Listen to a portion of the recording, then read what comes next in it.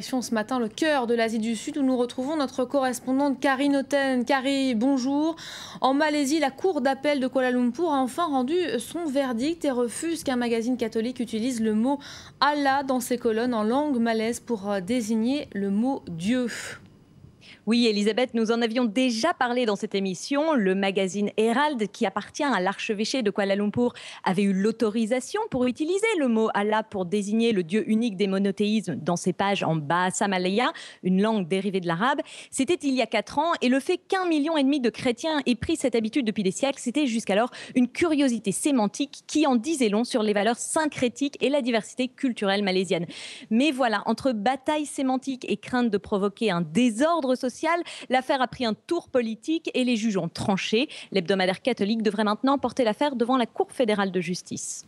Et direction maintenant, Carrie, Singapour, la Cité-État et l'Union européenne ont signé hier un accord de coopération. C'est le pendant diplomatique du tout récent accord bilatéral de libre-échange. À quoi est dû un tel resserrement des liens ? Eh bien, il fallait remettre les accords au goût du jour. Les derniers entre Singapour et les pays européens datant des années 80. On en parle depuis plusieurs mois. La négociation a été longue, mais elle est particulièrement aboutie grâce à ces 2 accords. Le traité de libre-échange devrait faire prospérer encore plus les échanges commerciaux entre les 2 parties. Il faut savoir que l'Union européenne est le 2e partenaire commercial de Singapour et son premier investisseur. Leurs échanges atteignent déjà 62 milliards d'euros. Cela pourrait augmenter dès la ratification du traité dans les mois qui viennent. À noter que ce serait le premier accord de libre-échange avec un pays de l'Asie du Sud-Est, une zone très dynamique. Des négociations sont en cours aussi avec la Malaisie, le Vietnam ou la Thaïlande. Alors Carrie, vous voyagez beaucoup dans la région, vous revenez de l'île indonésienne de Bali, île paradisiaque, très prisée évidemment des touristes, trop peut-être, puisque son environnement et ses traditions millénaires sont aujourd'hui menacés. Oui, le tourisme s'est surdéveloppé très récemment à Bali et il met en danger les rizières, Elisabeth. C'est un tourisme insidieux car il ne concerne pas uniquement que les grands développements d'hôtels, mais plutôt une multitude de petits établissements. Le hic, c'est qu'il s'installe en plein cœur des rizières et ça détruit les soubacs. Les soubacs, c'est à la fois le nom donné aux canaux d'irrigation des rizières et par extension à l'organisation ancestrale de la société balinaise qui s'est développée autour de la gestion des ressources en eau. Je vous propose de regarder ce reportage réalisé avec Mathieu Horstmann. Les rizières de Bali, victimes de leur succès.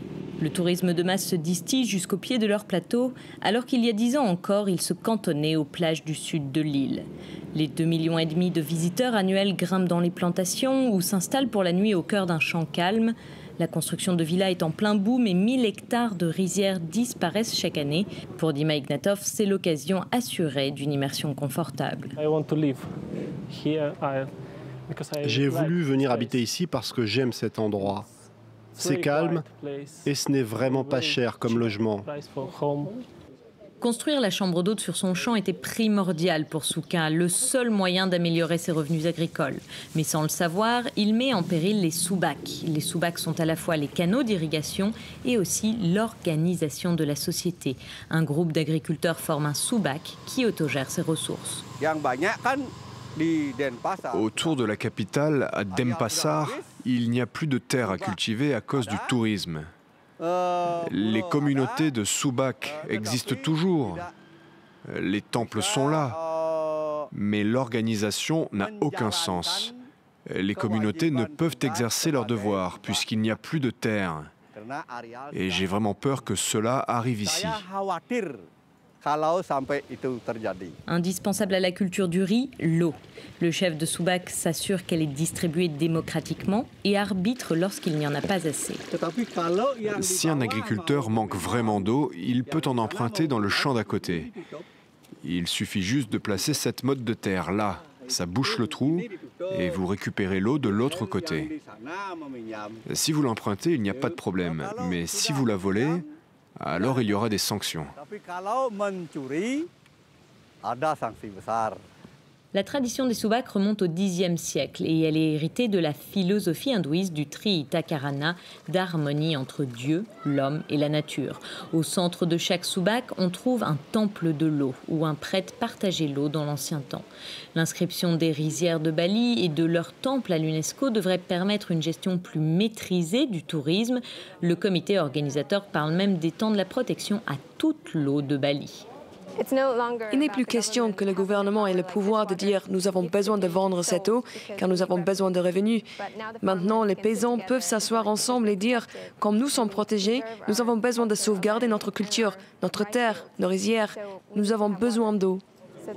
Autre originalité, ce sont les balinés et non les autorités qui ont été désignées il y a quelques semaines pour gérer eux-mêmes ce site du patrimoine historique.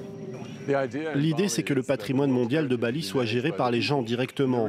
Il y a une idée simple derrière tout ça. Les Balinais cultivent le podongpong, une relation exemplaire à la terre.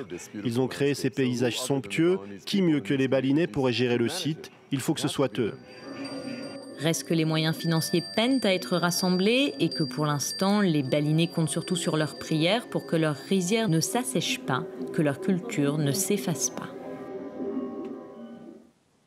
Voilà, on l'aura compris, tout est mis en œuvre pour protéger ces sous-bacs.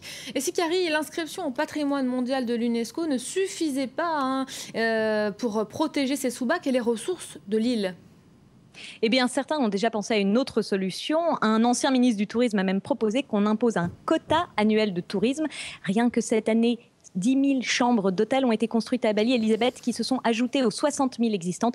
Il est bien entendu impossible de continuer sur ce rythme. Carrie Noten, merci beaucoup pour cet éclairage.